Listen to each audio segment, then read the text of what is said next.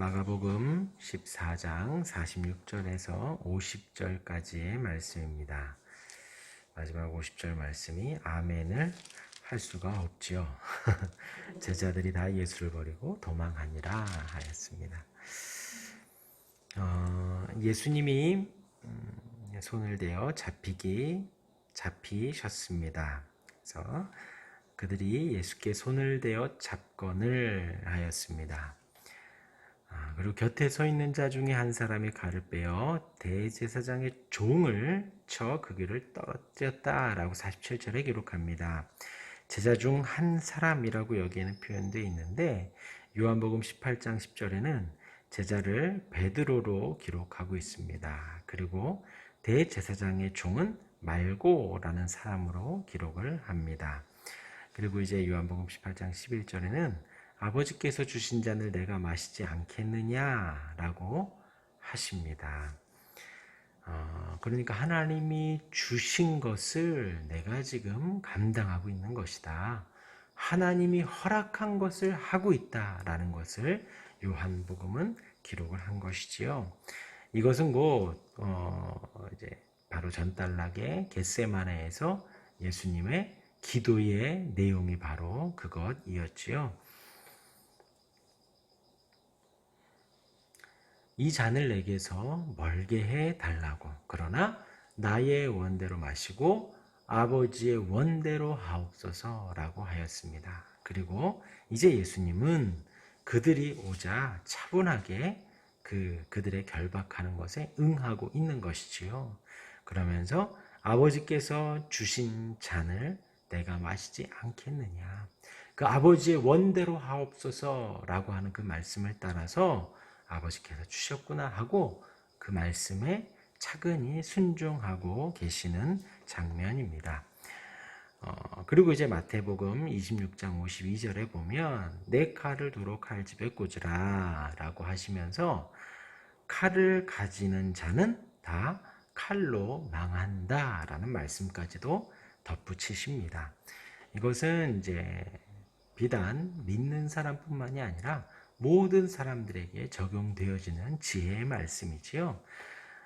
이 마태복음 26장 52절의 말씀을 한번 생각을 해보면 하나는 생명을 해야 하는 자에게는 징벌이 있다라는 것입니다.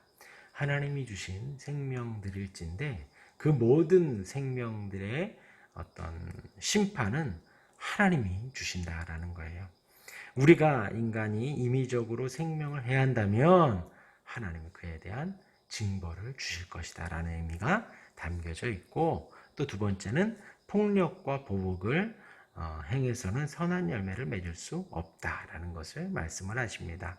스스로 형벌을 초래한다는 것이죠. 어떻게 할 때? 내가 폭력을 쓰고 내가 보복을 할 때 그런 형벌을 초래하게 됩니다. 이것은 일반적인 진리인 거예요. 그리고 또 마지막 세 번째로는 무력과 폭력으로 무리한 피를 흘리게 한 자는 언제나 비참하게 마무리를 한다라는 의미를 담고 있지요. 칼을 가지는 자는 다 칼로 망한다라는 의미 속에 이런 일반적인 의미가 담겨져 있습니다. 그리고 이제 마태복음 26장 53절에는 지금 이 장면 마지막에 뭐라고 말씀을 하시냐? 12군단이나 더 되는 천사를 내가 보낼 권한이 있음을 너희가 알지 못하냐라는 것을 예수님이 말씀을 하세요.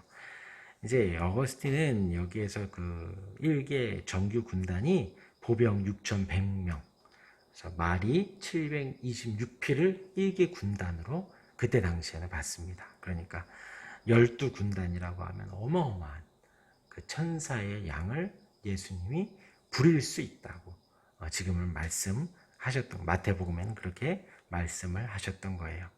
그러니까 지금 이 장면에서 주님이 순순히 잡혀 가시는 것에는 주님은 큰 군대의 천사를 보내서 지금의 이 상황을 충분히 뒤집어 엎을 수 있는 권세가 있었지만, 힘을 가지고 있었지만 주의 말씀에 순종하는 것이 먼저였기 때문에, 하나님의 뜻을 이루는 것이 먼저였기 때문에 그 권한을 자발적으로 사용하지 않으시는 거예요.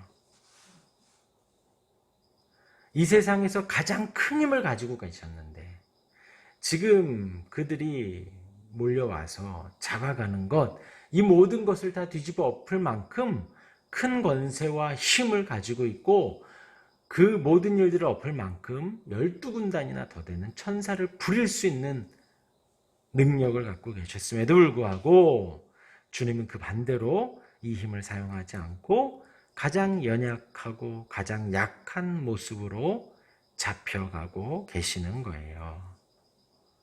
그래서 오늘 48절과 9절에 너희가 강도를 잡는 것 같이 검과 뭉치를 가지고 나를 잡으러 왔느냐.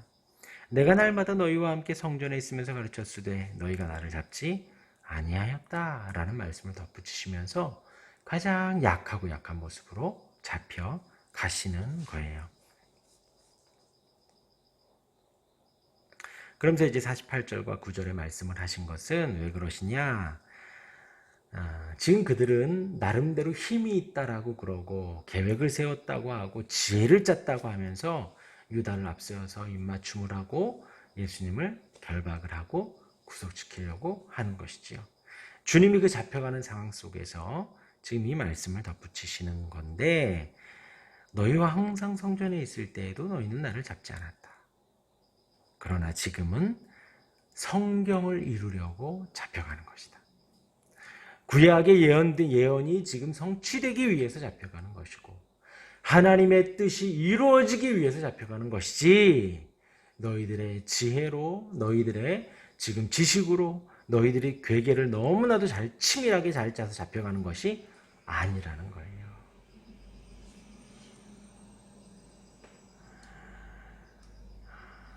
지금 이 잡혀가는 상황 속에서 지금 세 가지를 말씀드렸습니다. 하나는 기도하시는 대로 행하시는 예수님. 또 두 번째는 주님은 큰 군대를 보낼 수 있는 권능이 있지만 가장 약한 모습으로 잡혀가시고 그리고 이 잡혀가는 이것이 그들의 지혜나 괴계로 인해서 잡혀가는 것이 아니라 하나님의 말씀이 이루어지기 위해서 잡혀가는 것이다 라는 것을 말씀을 드립니다. 그리고 마지막에 50절에 제자들이 다 예수를 버리고 도망하니라. 왜 도망갔을까요? 제자들은 지금 이 상황 속에서도 아까 말한 대로 12군대를 쳐서 들어서 이 모든 것을 전복시키고 왕으로 오를 줄 알았겠지요. 이들은 처음부터 지금까지 얼마 전까지만 해도 영광의 메시아를 기다렸습니다. 그래서 모세와 같이 정치나 경제나 사회나 문화나 여러 가지 면에서 그들의 메시아가 되고 왕이 되기를 기대했었을 텐데 지금 말씀드린 대로 가장 약하고 부족한 모습으로 잡혀가니 이들이 도망가게 되는 것입니다. 어제 제가 말씀드린 것과 또 같은 메시지이지요. 우리가 주님을 찾고 이제 우리가 주님께 나아오지만 주님을 수단화하지는 않는지 유다의 모습과 같이 주님께 입맞추고 사랑의 입맞춤을 하고 랍비여 존경의 말을 하지만 그는 뒤돌아서 주님을 파는 모습을 가식의 모습, 가증의 모습을 하였었습니다. 우리 또한 그러지 않는지 어제 우리가 묵상했었지요.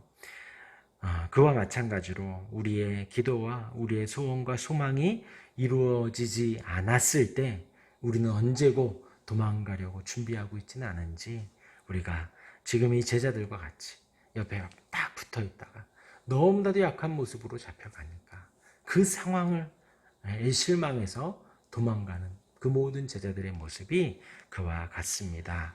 우리 또한도 그러지는 않는지 우리의 상황과 환경이 우리의 뜻대로 우리의 생각대로 좀 더 거룩하게 우리가 기도한 대로 되지 않는다고 해서 주님을 버리려 하고 주님을 잊으려 하고 주님을 부인하려고 하지는 않는지 우리가 늘 돌아보며 주님이 기도했던 것처럼 주님 나의 원함이 이렇게 있지만 나의 원대로 마시고 아버지의 뜻을 이루어 주옵소서 하고 일들이 진행되어 갈 때 주님의 뜻이구나 라고 하며 우리가 순종하고 따르게 되어지는 우리의 모습이 되기를 주님의 이름으로 축원합니다.